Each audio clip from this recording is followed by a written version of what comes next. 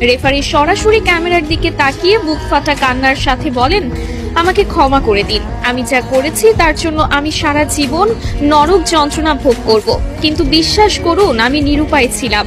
আমাকে ওপর থেকে কঠোর নির্দেশ দেওয়া ছিল যেভাবেই হোক স্পেনকে ম্যাচ জেতাতে হবে। আমি শুধু সেই নির্দেশ পালন করেছি মাত্র।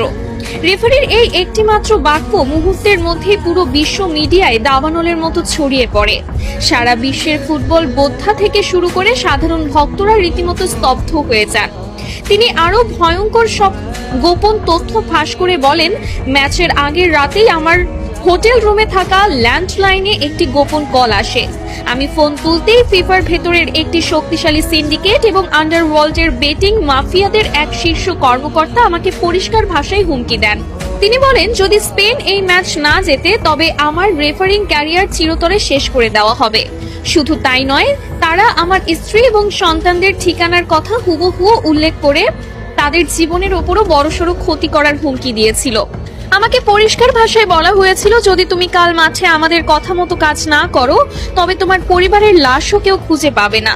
ইউরোপিয়ান ফুটবলের ওই কালো টাকার সিন্ডিকেট কোনোভাবেই মেনে নিতে পারছিল না যে লাতিন আমেরিকার একটি দল টানা দুবার বিশ্বকাপ নিয়ে যাবে। আমাকে বলা হয়েছিল যে কোনো মূল্যে যে কোনো অজুহাতে আর্জেন্টিনার খেলোয়াড়দের চাপে রাখতে হবে, তাদের স্বাভাবিক খেলা নষ্ট করে দিতে হবে। কান্নায় ভেঙে পড়ে এই রেফারি আরো বলেন, ম্যাচের বয়স যখন 93 মিনিট, এনজো ফার্নান্ডেজ যখন সামান্য একটি বল দখলের লড়াইয়ে ফাউল করেছিল, তখন আমার কানে ইয়ারপিসে ওপর থেকে সরাসরি নির্দেশ আসে, এটাই সুযোগ, আর দেরি করো না, ওকে সরাসরি লাল কার্ড দিয়ে মাঠ থেকে বের করে দাও।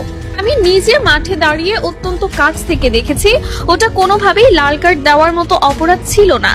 আমি চেয়েছিলাম অন্তত VAR চেক করতে, কিন্তু আমাকে এয়ারপিসে VAR দেখতেও কঠোরভাবে নিষেধ করা হয়।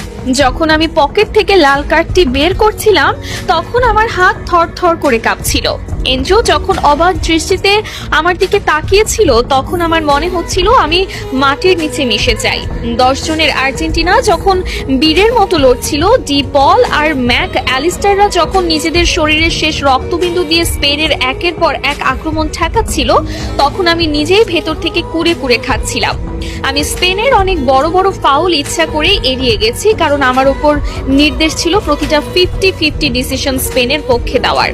অতিরিক্ত সময়ে যখন স্পেনের ফেরান তোরেস গোলটি করলো তখন স্টেডিয়ামের স্প্যানিশ ভক্তরা উল্লাস করলেও আমার বুকের ভেতরটা অপরাধবোধে ভিন্ন হয়ে যাচ্ছিল। চরম আক্ষেপের সুরে রেফারি আরো বলেন, ম্যাচ শেষে যখন দেখলাম লিওনেল মেসি মাঠের মধ্যে বসে শিশুর মতো